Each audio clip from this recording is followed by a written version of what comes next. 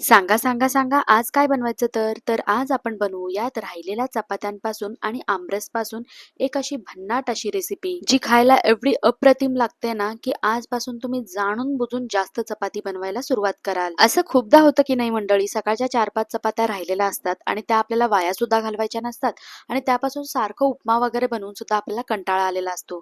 तर आमरसच्या सीझनमध्ये तुम्हाला बिलकुल पण टेन्शन घेण्याची जरूरत नाहीये. कारण की आज मी तुमच्याबरोबर एक अशी भन्नाट रेसिपी शेअर करणार आहे ना, ज्याने तुमच्या चपात्या पण वाया जाणार नाहीत आणि एकदम भन्नाट आणि आगळी वेगळी अशी रेसिपी पण बनून तयार होईल. चला तर मग आपण रेसिपी बनवायला सुरुवात करूयात. तर सर्वप्रथम आपल्याला इथं आमरस बनवून तयार करायचे. त्याकरिता इथं मी एकदम पिकलेले असे 5 आंबे पाण्यामध्ये 1 तास भिजवून ठेवले होते, ज्याने यावरती जे काही पावडर वगैरे लावलेलं असतं ना, ते निघून जाईल. घरचे आंबे असतील तर त्यांची गोष्टच वेगळी. कारण की मार्केटमध्ये जे आंबे असतात ना, ते लवकर खराब होऊ नये म्हणून त्यावरती खूप सारे केमिकल्स किंवा पावडर लावलेले असतात. म्हणूनच आंब्यांचा रस करण्याअगोदर तुम्हाला पाण्यामध्ये आंब्यांना 1 तास तरी भिजवत ठेवायचे आणि त्यानंतर तुम्हाला या सर्व आंब्यांना 2 ते 3 वेळा पाणी बदलून स्वच्छ धुवून घ्यायचंय. तर इथं मी सर्व आंब्यांना पाण्याने स्वच्छ धुवून घेतलेलं आहे. आंब्यांना धुवून घेतल्यानंतर आता आपल्याला पिलरनी या रीतीने आंब्याचं जे साल आहे ना, त्याला काढून घ्यायचंय. तर इथं मी जेव्हा कधी आंब्याचा रस बनवते ना, तर दरवेळी मी ह्या पद्धतीनेच बनवते.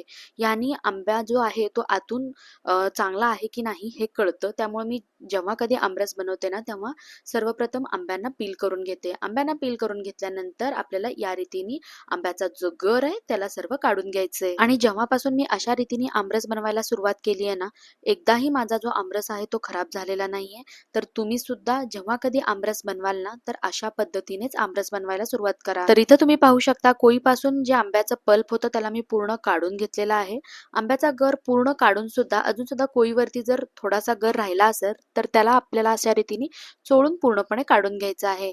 आणि इथं तुम्ही बघू शकता 5 आंब्यांपासून केवढा सारा आंब्याचा जो गर आहे तो निघालेला आहे. तर आज आपण हा आमरस मिक्सरमध्ये बनवून तयार करणार आहोत. तर म्हणूनच आपल्याला सर्व जो आंब्याचा गर आपण काढलेला आहे ना, त्याला आपल्याला मिक्सी जारमध्ये ट्रान्सफर करून घ्यायचं आहे. तर हे बघा इथं मी सर्व आंब्याच्या गराला मिक्सी जारमध्ये ट्रान्सफर करून घेतलेला आहे. तर यातच आता आपण 3 टेबलस्पून इतपत साखर ऍड करून घेऊयात. तुम्ही ज्या आंब्यांपासून आमरस बनवताय ना, त्या आंब्यांच्या गोडीनुसार इथं तुम्हाला साखर ऍड करून घ्यायची आहे. साखर ऍड करून झाल्यानंतर यातच आपण चवीनुसार मीठ, म्हणजे मी इथं अर्धा टीस्पून इतपत मीठ ऍड करून घेतलेलं आहे आणि आता आपण याचं झाकण लावून याला एकदम बारीक असं ग्राइंड करून घ्यायचंय. काही मिनिटातच इथं मी याला ग्राइंड करून घेतलेला आहे. तर हे बघा इथं आपला एकदम घट्टसर असा स्मूथ कन्सिस्टन्सी मध्ये जो आमरस आहे तो बनून तयार झालेला आहे. आमरस बनवून झाल्यानंतर आता आपण या आमरसला मिक्सी जार मधून एका पातेल्यामध्ये काढून घेऊयात. तसं बघितलं तर खूपशा लोकांना आमरस जे आहे ते घट्टसर खायलाच आवडतं. पण आज आपण जी रेसिपी बनवत आहोत ना, त्यासाठी आपल्याला हलकाशा पातळ अशा आमरसची गरज आहे. म्हणूनच इथं मी यामध्ये अर्धा ग्लास एवढं पाणी ऍड केलेलं आहे आणि पाणी ऍड करून आपल्याला या आमरसला पाण्याबरोबर व्यवस्थितरित्या असं ढवळून घ्यायचं आहे. जर तुम्हाला आमरसमध्ये पाणी आवडत नसेल ना, तर तुम्ही पाण्याऐवजी दुधाचाही इथे वापर करू शकता. तर काही वेळानंतरच तुम्ही इथे बघू शकता आपला जो आमरस आहे तो बनून तयार झालेला आहे. हा आमरस नाही फार घट्ट आहे आणि नाही फारसा पातळ. तर ह्याच कन्सिस्टन्सीमध्ये तुम्हाला जो आमरस आहे तो बनवून घ्यायचा आहे. आमरस तर आपण बनवून घेतलेला आहे. तर आता आपण पुढची जी कृती आहे त्याच्याकडे वळूयात. तर इथं सकाळच्या बनवलेल्या 6 ते 7 चपात्या राहिल्या होत्या.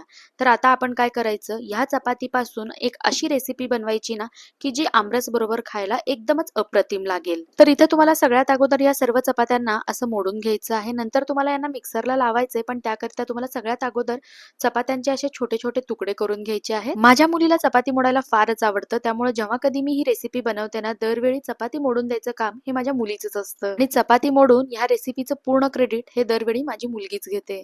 तर मुलांनाही आवडतं ना असं आईला मदत करायला. तर हे बघा इथं मी सर्व चपात्यांना अशा रीतीने मोडून घेतलेला आहे. चपाती मोडून घेतल्यानंतर यातच आपण 3/4 बाउल एवढं गूळ ऍड करून घेऊयात. तर गुळाची जी क्वांटिटी आहे तुम्ही तुमच्या आवडीनुसार याच्यात ऍड करू शकता. काही लोकांना गोड पदार्थ हे फार गोड असले तरच खायला मजा येते आणि काही लोकांना ते हलकेसे कमी गोड असावेत असं वाटतं.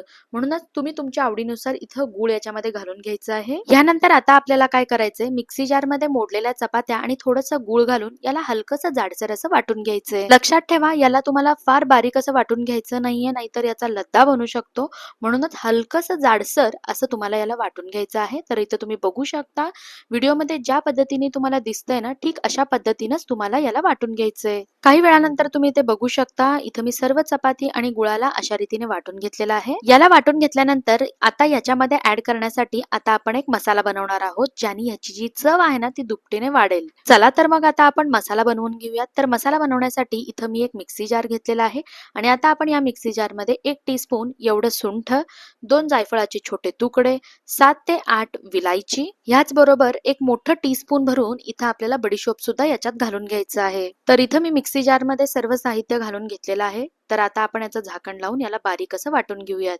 तर हे बघा, इथं आपला जो मसाला आहे तो बारीक असा वाटून तयार झालेला आहे. मसाला तर बनून आपला तयार आहे. तर चला तर मग आता आपण ह्या मसाल्याला आपण जे गूळ आणि चपातीला बारीक वाटून घेतलेलं मिश्रण आहे ना, त्यामध्ये ऍड करून घेऊयात. तर इथं मी 2 ते 3 टेबलस्पून एवढा मसाला याच्यामध्ये ऍड करून घेतेय. मसाला ऍड केल्यानंतर ह्यातच आपण हलकसं भाजलेलं असं 1 टीस्पून इतपत खसखस ऍड करून घेऊयात. ह्याची चव अजून वाढवण्यासाठी इथं मी एक सुकं खोबऱ्याचं छोटंसं तुकडं घेतलेलं आहे. तर याला आपल्याला असं खिसून याच्यामध्ये ऍड करून घ्यायचं आहे. तर जवळपास इथं मी 1 ते 1.5 टेबलस्पून एवढं सुकं खोबरं किसून याच्यामध्ये ऍड केलेलं आहे.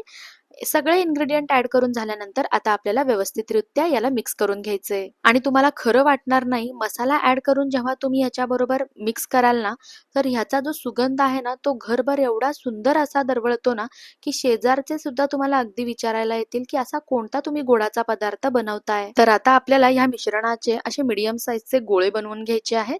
इथे तुम्ही बघू शकता, जर तुम्हाला ह्यापेक्षा मोठे जर लाडू बनवायचे असतील तरी सुद्धा तुम्ही इथे बनवू शकता. काही वेळानंतर तुम्ही इथे बघू शकता, 6 ते 7 चपात्यांपासून इथं आपले 8 ते 9 लाडू बनून तयार झालेले आहेत. आणि ह्या एका लाडवामध्ये जवळपास 2 लोक आरामात खाऊ शकतील, हा एवढा मोठा लाडू मी इथे बनवून घेतलेला आहे. चला तर मग आता आपण ताट वाढायला घेऊयात. तर इथं आपल्याला एक असं मोठं असं ताट घ्यायचं आहे आणि त्यामध्ये आपल्याला सर्वप्रथम भरभरून असं आमरस घालून घ्यायचं आहे. कारण की ह्या रेसिपीमध्ये आमरसची जी क्वांटिटी आहे ती थोडीशी जास्त असेल तरच ही डिश खायला मजा येते. ताटामध्ये भरभरून आमरस वाढल्यानंतर यातच आपण आता हे जे पोळीचे लाडू बनवून घेतले आहेत ना, त्यांना आता आपल्याला सर्व करायचे. तर हे बघा, इथं मी सर्व बनवलेले जे पोळीचे लाडू होते त्यांना मी आमरसमध्ये ठेवलेलं आहे. तर यावरतीच आता आपण थोडंसं किसलेलं सुकं खोबरं ठेवूयात, ज्यानी हे दिसायला अजूनच भारी दिसेल. आणि हो, हे सांगायचं तर राहिलंच की ही रेसिपी काही नवीन नाहीये. ही रेसिपी आमच्याकडे फार वर्षापासून बनत आलेली आहे आणि आमच्या घरात ही रेसिपी लहानांपासून ते मोठ्यांपर्यंत सर्वांना फारच आवडते. तर म्हणूनच मीही विचार केला की आज ह्या रेसिपीला तुमच्याबरोबर शेअर करावं. तर तुम्ही सुद्धा ह्या रेसिपीला एकदा तरी माझ्या पद्धतीने नक्की ट्राय करून बघा. आणि जर का तुम्हाला माझी रेसिपी आवडली असेल तर लाईक, शेअर, सबस्क्राईब नक्की करा. बाय.